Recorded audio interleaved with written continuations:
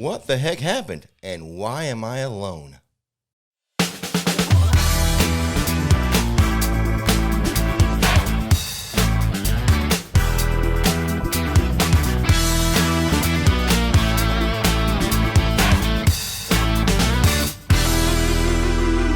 Hey, what's going on, everybody? It's just Rick here today, as Nikki is off doing some Harry Potter cosplay over at Universal, so it's just me catching you up on the latest theme park news, rumors, and happenings. Let's go ahead and jump right into the news. Tron Lightcycle Run, the new attraction at the Magic Kingdom, is opening April 4th, and Disney has given us some new details about it. The attraction will use a virtual queue instead of a standby line when it opens. This has become standard operating procedure when it comes to new Disney attractions. They did it with Rise of the Resistance at Hollywood Studios, and they are currently doing it with Cosmic Rewind at Epcot. Visitors will also be able to purchase individual lightning lanes for Tron. Prices have not yet been released. Disney also revealed that Tron will utilize a new double-sided locker system for riders to store their bags and loose items. Think of this sort of like if you're familiar with Universal's Velocicoaster. Velocicoaster uses a similar system, and now Tron is going to use the same type. The complimentary lockers will be located inside the attraction queue and will pair directly with a rider's Magic Band Plus, or ticket, according to Disney. Riders without a Magic Band or a ticket card will be provided a card to use the lockers. All items must be stored inside of a locker before boarding. However, smaller items such as cell phones, glasses, or wallets can be stored in a small compartment inside the lightcycle vehicle. Tron will become the first attraction at Disney World to use the new locker system. Most attractions at the resort allows riders to take their items on the ride with them. For those of you who visit Universal, then you're kind of accustomed to using lockers with some of the rides, especially some of the crazier rides. They will have metal detectors, whereas Tron will not make use of metal detectors. Moving on to Universal news, Universal Orlando looks to offer some people a preview of the new Mardi Gras tribute store. On Thursday, February 2nd, from 9 a.m. to noon, team members will have exclusive access to the new tribute store, while annual pass holders will share access from noon to 6 p.m. when the park closes. Although it appears likely that the tribute store will welcome all visitors on February 3rd, nothing is certain until Universal makes an official announcement to that effect. The new Toy Story themed restaurant at Disney's Hollywood Studios, Rodeo Roundup BBQ, has an opening date set by Disney World. The new table service restaurant is located in Toy Story Land and will feature a Western theme and open on March 23rd. The menu will include smoked meats, sides, and desserts. The meat choices will include ribs, brisket, spiced pork sausage, and chicken. Disney said that plant-based offerings will be available upon request, including smoked cauliflower and the Impossible Rib Chop. Diners will be able to choose 4 sides for the table. Options include potato salad, baked beans, slaw, grilled corn on the cob, mac and cheese, fried pickles, and roasted vegetables. The menu also features a variety of desserts such as lemon and blueberry cheesecake, chocolate silk pie, apple pie, and peach strawberry pie. But come on, man, they better offer some cornbread too. Not for dessert, but just like as a side, just to have on the table with you. I mean, barbecue and cornbread, they go together like Forrest Gump and Jenny. After 30 years, Splash Mountain has officially closed. Its last day of operation was January 22nd. Splash Mountain will now be transformed into Tiana's Bayou Adventure, but an opening time frame has not been revealed yet by Disney. Now, our Nikki, even though she's not with us today, I would like to mention she did do a pop-up tribute video for Splash Mountain. I will leave a link to that video in the description box. SeaWorld's Seven Seas Food Festival will run on Thursdays through Sundays, February 3rd through May 7th. And yes, Nikki and I do plan on attending. Concerts will take place every Saturday and Sunday at the Bayside Stadium. Here's the lineup so far, but SeaWorld said more acts will be announced soon. In Vogue, REO Speedwagon, The Commodores, Collective Soul, Jerry Rivera, Don McLean, Ludacris, Joey Fatone and Friends, and the Eli Young Band. The food festival will also feature a variety of food items across 27 marketplaces throughout the park. The Seven Seas Food Festival is included with park admission. That's always nice. And in case you missed it, here is what happened on the channel last week. We posted 2 update videos, one for Studios, one for Islands of Adventure. We also posted a couple of Disney videos, one for Epcot, one for Animal Kingdom.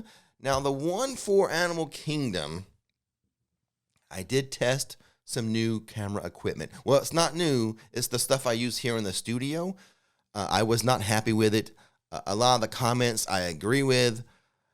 See, I used a special lens on that camera, and with that lens, I cannot turn on the stability feature of the camera, so it does look shaky. Even though if I'm just standing still and I'm talking, I don't realize it, but like I almost talk with my hands when I hold the camera. So even when I'm still and just talking at the camera, there is still some shakiness. Now, it did look kind of cinematic. You know, it had a very blurry background, but even though that looks cool, I still did not like that. I mean, it's okay for the studio here, but to me, it felt like I was detached from the park, or maybe we weren't together. And part of the feel that I want to have on these vlogs is I want you to feel like you're in the park with me, and that blurry cinematic look, you know, the blurry background look, I just felt a little detached, and especially when I rewatched it as a viewer, like maybe the viewer feels a little detached, and that is not what I want. I want it to feel like you're in the park with me. So one thing I could do, I could try a different lens. I could use the kit lens, and then I could turn on stability and see how that goes. I might do that down the line, but right now I think I'm just going to stick to what I have, because the stability on the G7X Mark II is just off the charts good. And, you know, I do a lot of moving around. Sometimes I have that outward facing shot and it's like you're walking with me. And I really need that to be as smooth as possible and not so choppy like the Sony did in that Animal Kingdom. So thank you for your feedback. You know, I agree with a lot of what you said. We may test it again with a different lens, but who knows? But those videos that I did last week that I just mentioned, there are links to those in the description box. Go check those out after this video. And before we move on to the questions and answers segment, let's take a moment and welcome some new patrons and channel members. We have Josh Grabiak as a vice president, Sarah Mays as a vice president, Ellie Vitullo. I messed it up. I'm sure I did. I apologize, Ellie. As a producer, welcome Ellie. Duncan McPherson as a producer, and then Luke Coaster. Luke Coaster as a supporter. Thanks for joining the team and supporting the channel. We really love it. Thank you, guys. And now we can move on to questions and answers. And I don't have Nikki with me. This is a little scary. I like her to read the questions to me. But we're solo today. We got to do it on our own. So let's just get into it. We have, and actually this is questions, answers, and thoughts. So I don't remember. I typed this up like a while back. So I don't even remember what the questions are. Are there thoughts? It's going to be a mystery. Let's find out together. Justin, my question is, I saw on Reddit a post about national cheer competitions happening around the same time as our trip to the Orlando area theme parks. I'm just wondering if this is going to have any significant impact on Universal or Disney crowds. I'm going to say no significant impact. You'll see groups of cheerleaders walking around. Just maybe if you just have some bad timing, like maybe you want to go ride the Mummy at Universal, and right before you go get in the Mummy, like a group of 20 cheerleaders steps in front of you. Maybe that would have an impact, but overall, I don't see a large impact happening because of the cheerleaders visiting. It happens all the time in the theme parks with like different tour groups anyway. So it's just kind of like par for the course. And now we have Emily with question number 2. Why is there nothing Scooby-Doo related at the theme parks besides the meet and greet? And what a perfect haunted house theme. Love Scooby-Doo, and I would love to see a ride or show. Just wondering why it's so limited. I think this is kind of in response in one of my videos I mentioned I wouldn't mind having a permanent, or at least a one-off, like a Halloween Horror Nights haunted house revolving around Scooby-Doo. And right now, all Universal does is the meet and greet. It must just be for licensing reasons. I don't think Universal owns Scooby-Doo. I believe that's probably, is it Hanna-Barbera or whoever the chain of ownership is now, but it doesn't totally belong to Universal. I think they just license those characters as meet and greets. That's why you don't see like a show and stuff. At least that's my understanding or my guess. So if someone knows better, hey, share an answer in the comment box. But as far as I can tell, that would be the reason why. It's not a Universal property. Question number 3 from Rosalind.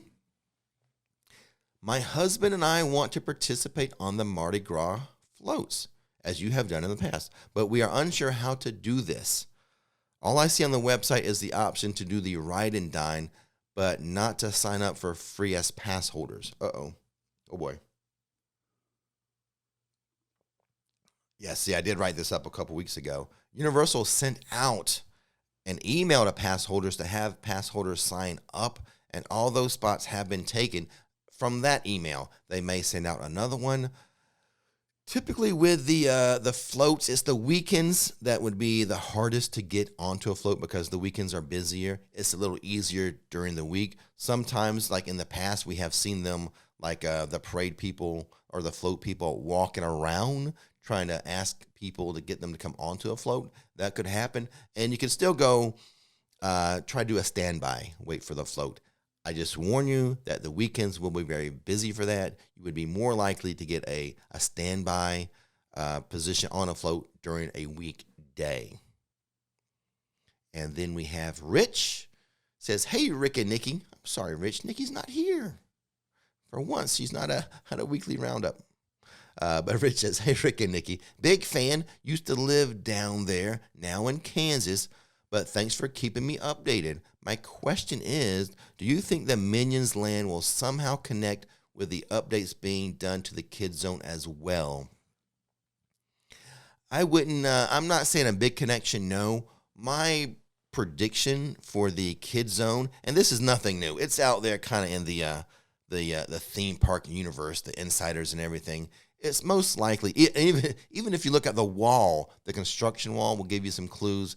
It appears that the new Kids Zone will be themed around DreamWorks, and they're going to use like all those other characters like trolls and things like that. Minions are going to have their own, they already have their own little section now, that main strip there. So no need to have Minions in the Kids Zone. It will be, in my belief, DreamWorks characters.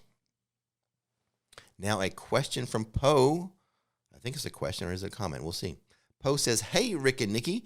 I am a Universal Premier Pass holder and had my first HHN experience this year with the free ticket we get. While I love the event, we only got to do about 3 to 4 houses with how crazy crowded it was. For 2023, I am thinking of forking out the extra cash for an RIP tour or RIP private tour that gets you in the front of the lines for the houses. Have you ever done this and was it worth it? I have done it. It is worth it. It's so cool to even skip ahead of the express line. They also, they take breaks with you. I think they start you out with like a little dinner, like a buffet style dinner that you get to have. And then they walk you around and your tour guide will kind of describe and give you some background information on the houses before you go in it. And then you go ahead and you skip the line. It's pretty cool. So if you have the budget for it, yes, I would recommend at least, I mean, if you got the budget for the RIP private tour, yeah, definitely do that. But even so, just the regular RIP tour where you're mixed in with another party, still very cool. I would totally recommend that, and it's totally, I think, worth it. Especially if you're not visiting, like me, I get the like a pass where I can come a lot. So, but if you're only going to be here for like a day or two, you have limited time at Halloween Horror Nights, I would recommend the RIP experience. And question 6, hello, Rick and Nikki. Again, hello, Rick and Nikki. I'm so sorry that Nikki is not with me today. Paul says, I traveled to Florida from St. Louis to see the Artemis launch. Wow, that's brave of you. I say that because I live like locally here in Orlando, and I'm always afraid to go to the launches because they might get scrubbed. but to travel from St. Louis for the Artemis launch, that's crazy. Hopefully you had a few days with you.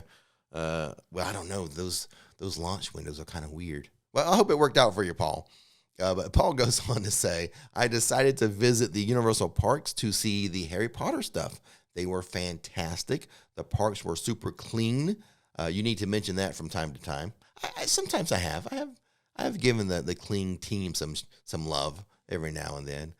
Probably mainly in live streams, though. And Paul continues, although I'm unable to write anything late stage 4 cancer. Oh, sorry to hear that, Paul. I loved seeing the parks. Your videos are very helpful and take my mind off things. Oh, that is so wonderful to hear. I'm glad I could help you with that. I love seeing the daily videos and remembering my time in the parks. It was a fantastic week, and the tips you provided were very helpful. You two are great. Keep it up. Thank you. Well, all right, Paul. So that's an example of a thought. It wasn't a question, didn't need an answer, but it was a thought. Paul, I'm glad the videos can help you out and kind of keep your mind off things and distract you. That's great to hear. I wish you all the best with their situation. I hope you get better. And like I said, you're pretty brave traveling from St. Louis to Cape Canaveral for a launch. Like I said, I'm a chicken when it comes to that. I'm afraid I'm going to drive out there and get scrubbed. But kudos to you, Paul. You did it. Hopefully you saw the launch. Those are always super fun. We can actually see, now it's not as dramatic, but we can see them from the backyard.